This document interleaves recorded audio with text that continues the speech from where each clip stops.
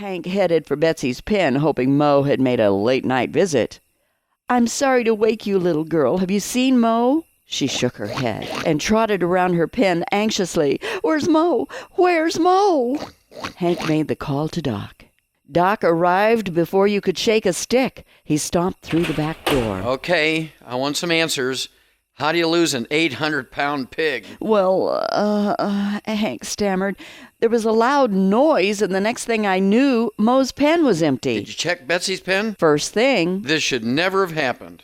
Do you know how important this pig is in my research?" "Sorry, Doc. It'll never happen again." "We're going to have to comb the area for clues as best we can in the dark." They searched the grounds that surrounded the hospital.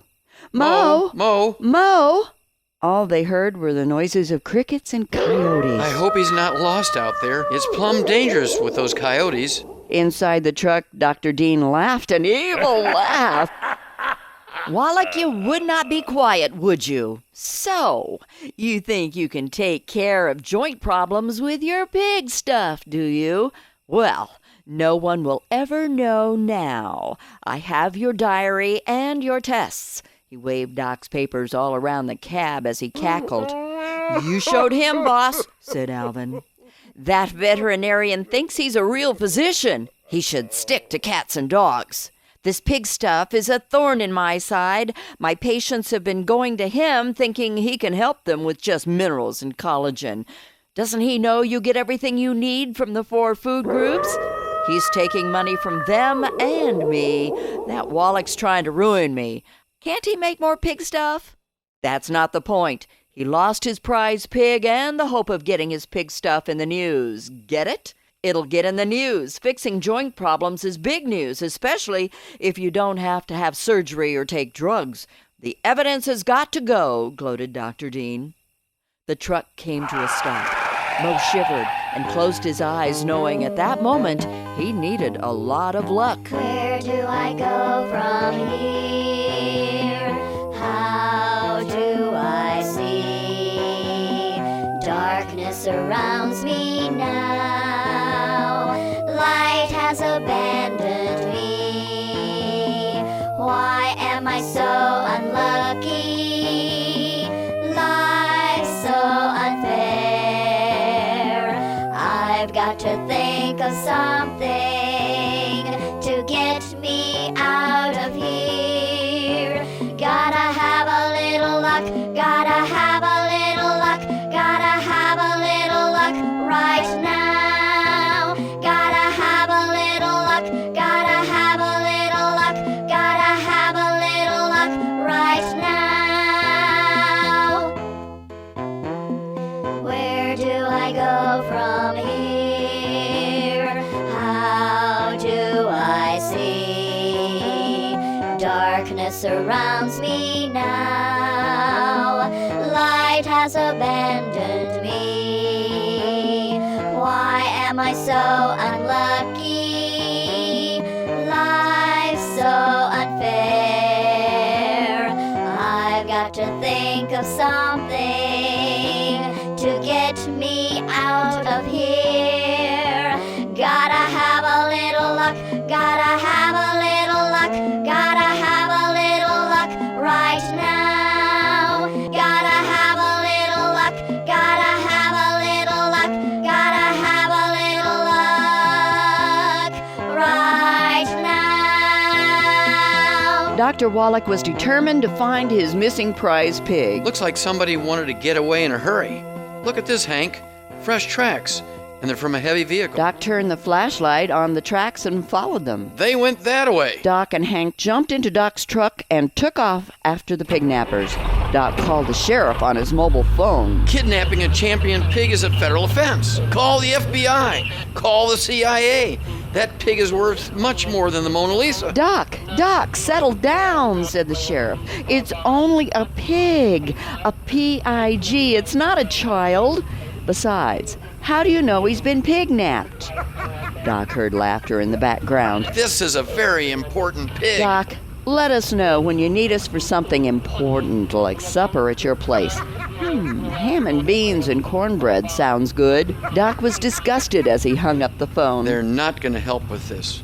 It's up to us, Hank. We've got to find that pig. Meanwhile, Moe's hope for escape was dying.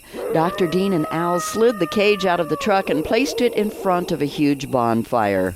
Al got busy rigging a spit nearby. "Well, this will be a fine dinner," said Al.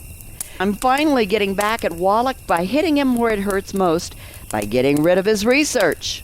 Yeah, boss. Did you bring the beans?" said Al as he smacked his lips.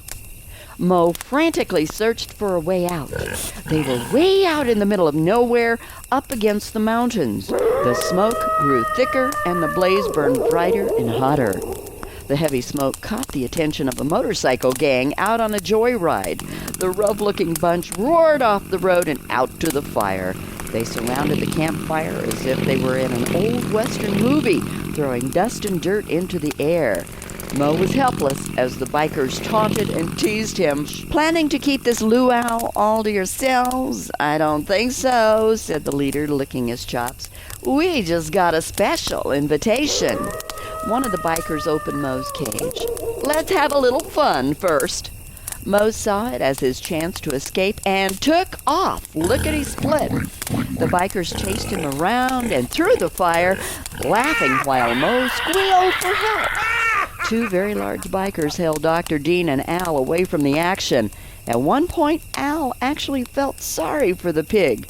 He kicked up a distraction, and Moe was able to slip away from the chaos into the quiet of the night. At that very moment, Doc Wallach saw the dust and smoke from the corner of his eye. Something told him to pay attention. He listened. Hang on, Hank! A sharp right turn sent the truck turning on two wheels, and they charged the mountain with everything they had. Meanwhile, Moe discovered a small cave in the mountain where he could hide out.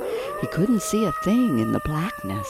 He backed into a corner where he could feel safe until morning light. A scream broke the silence and scared Moe out of his skin. All 800 pounds jumped straight up off the ground. He had backed into the lair of an old mountain lion. You never heard such a ruckus as was heard that night in that mountain. The sound carried in every direction. Doc heard it, the bikers heard it, Dr. Dean and Al heard it, and they all took off in the direction of the noise. Headlights into the cave from the bikes, the moving van, and Doc's truck revealed the pig and the mountain lion in a standoff. Moe's fighting prowess he learned from piggyhood paid off. He wasn't about to let this old mountain lion get the best of him. The bikers clapped, hollered, and whistled. The lion became a blur as it took off through the crowd, driven by the noise. Moe stood proud in the spotlight as if he had just won the heavyweight championship. "Man, what a lucky pig!" yelled one of the bikers. Doc pushed his way through the crowd to examine Moe. Seeing that all was okay, he turned to the crowd. Who's responsible for this? He searched the crowd with his eyes and caught the sight of Dr. Dean cowering behind Al. Dean? So this is your doing. Why, I oughta... He took off after Dean and landed a few punches to his nose. Hank grabbed Doc and held him back. "Now, Doc, Moe is okay. Let the police take it from here. You could hurt someone." Well, that's what I intend to do. Doc went after Dean again, only to find that Dean had been carried off by the bikers and tied up in the bed of the moving van. The bikers were so impressed by Moe's courage and Doc's dedication that they escorted Doc, Hank, and Moe straight to the police station, where they dropped off Al and Dean. Back at the hospital, there was a reunion between Moe and Betsy. Betsy was so happy to see Moe, she skirted his every move. Moe loved that. He felt like a king again. Doc could treat him like a dog, all he wanted, because he would never be angry at Doc again. Moe, you seem to be happy now that evil Dr. Dean and his buddy will be in the Hooskow for some time, and so you're safe. How would you like to take Betsy home with you? How about you, Betsy? Would you like to live on a farm? You're a great pig nurse, but I think you'd be much happier with Moe. What do you say? The two pigs looked at each other, then back at Doc. They both nodded and agreed. They nuzzled each other. Doc found his pig stuff diary in the front of the van, along with some research papers he had been reading on different types of colloidal minerals. Moe's joint problems got much better, and Doc gave the pig stuff to his human patients. More and more people came to Doc for help as they told their friends. Many complained that he treated them like dogs, but They didn't mind too much because they got better. Dr. Wallach still calls his formula pig stuff in honor of Lucky Mo, who really was lucky after all. Lucky Mo woke up one day, he fell right on his bum. He couldn't walk, he couldn't strut, he never felt so dumb. Dr. Wallach came along with minerals and collagen. It wasn't long till Mo was up and running round again, round again. Lucky Mo went from lame to fame now. That's how Dr. Wallach's pig stuff got its name now. Lucky Mo went from lame to fame now. That's how Dr. Wallach's pig stuff got its name. Lucky Mo woke up one day, he fell right on his bum. He couldn't walk, he couldn't strut, he never felt so dumb.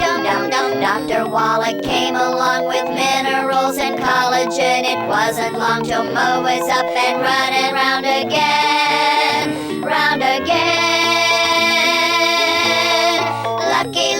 Lucky Mo went from lame to fame now. That's how Dr. Wallach's pig stuff got its name now. Lucky Mo went from lame to fame now. That's how Dr. Wallach